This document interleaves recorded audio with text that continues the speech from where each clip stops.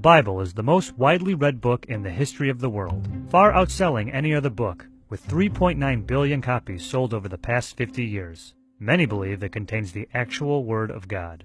But many people don't realize that over the past 2,000 years, this sacred text has changed a great deal.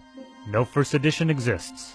Well, we have our copies, the first of which were made hundreds of years after the events supposedly took place. For the first 100 to 200 years, copies of the Bible were made by hand, and not by professionals. This led to many errors, omissions, and most importantly, changes. Here are the three biggest. The earliest manuscripts of the Gospel of John did not include Jesus challenging the mob that was about to stone a woman by saying, "Let any among you who are without sin cast the first stone."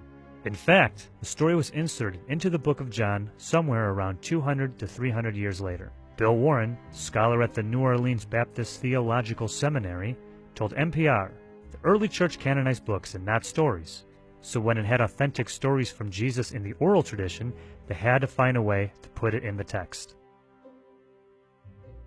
In the Gospel of Mark, we learn about how Jesus rose from the tomb on the third day and appeared to various people, including his disciples. In original manuscripts of Mark, this part of the story is nowhere to be found. Warren says scribes were seeing the other Gospels with resurrection stories, so they felt adding a resurrection story in Mark would round out the text better.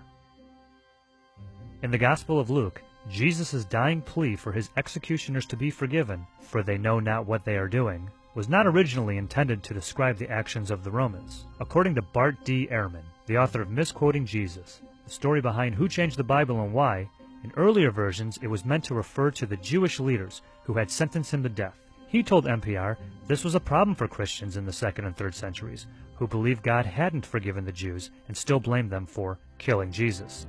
So it was taken out, only to be added centuries later and changed to reference the Romans. As recently as the 1940s, when the Dead Sea Scrolls were found, we discovered a version of the Old Testament containing alternate versions of various books, including the Book of Samuel. Scholars continue to argue about many aspects of the Bible and how it's changed over the centuries.